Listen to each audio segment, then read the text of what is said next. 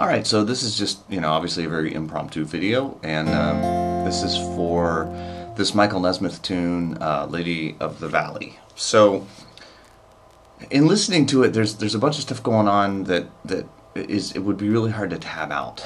So I'm just going to kind of show you how it goes, because actually I think this will be easier than trying to follow all the tab. So, if you have the beginning, the intro, there's a slide, like a Hawaiian lap steel kind of thing, it sounds like, going on over the top, playing the melody. So you're not going to be able to do that. I mean, there's really just no easy way to do that. There is a guitar going on. What I think is going on, and I didn't try this to be certain, but there's all these kind of funny chord shapes going on. I think it's capoed like maybe the 3rd or the 5th fret, and then there's playing like, doing like some open chords with some pull-offs and stuff, but because of the bar it works out, and you don't have enough fingers to do it without the capo, and it would take a lot of experimentation to figure out how to make that work. So the chords are F, A flat, and I'm just playing regular old bar chord shapes, and then a B flat, and then it goes to what's called a C11, which is actually played with just one finger barred across all 5 out of 6 strings at the 3rd fret. And then he resolves it to a C, which you could resolve it to a bar chord C, whatever makes sense, whatever's comfortable. These are the chords, but this is not the exact voicing that's used on the recording. So A flat, B flat, C11 to C. Alright, so that'll get you through the intro. It'll at least set up the song.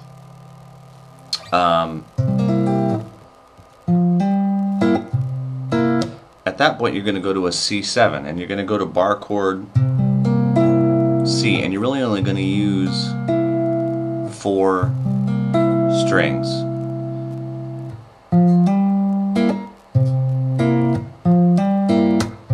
I can't remember the rhythm now. I was playing it. Now I can't remember exactly how it goes. But here, I'll play it really quick. That's it. That's it. Okay. So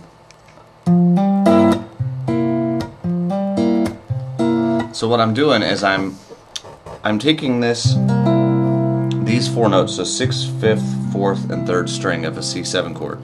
So I got the 8th fret, 10th fret, 8th fret, 9th fret. So because of my bar, what I do is I lift up my 3rd finger and do a hammer on, and then I pluck the 4th and 3rd string, and then I slap it, which gives a little bit of rhythm, a little bit of motion. And then I hit the low C on the 6th string, and then I pluck those other 2.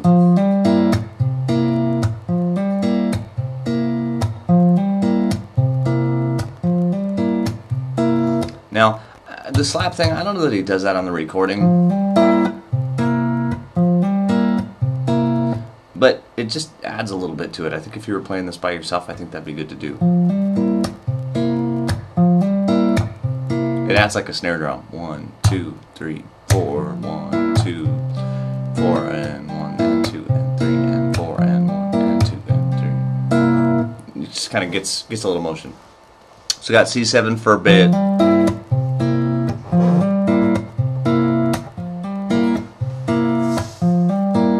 Then down to an A7.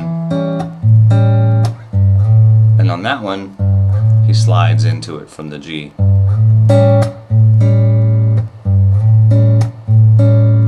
And then a D minor,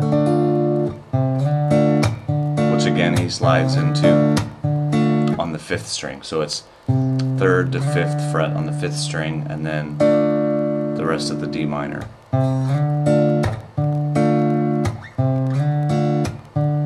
Then it's a B flat minor.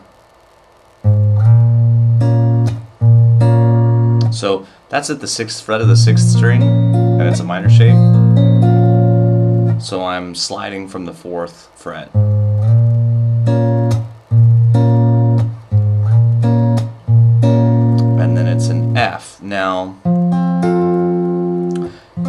regular old bar chord F, or you could play like that kind of an F, or you could play like this kind of an F.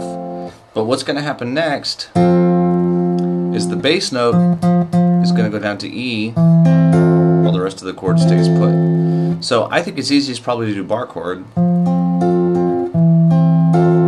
and then D. So F major 7 over E would be the official name of that, and then D. Then it goes to a B flat 6.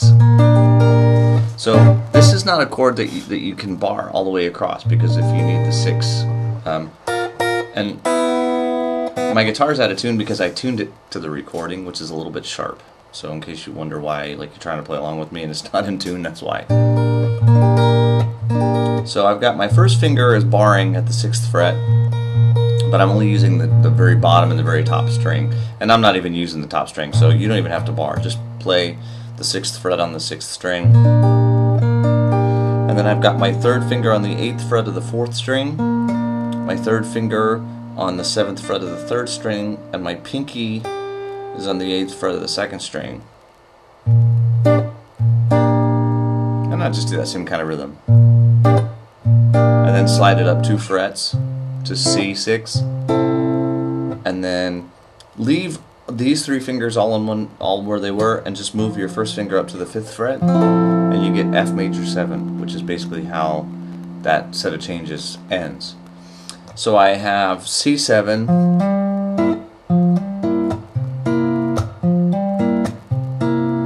does this several times, I don't remember, A,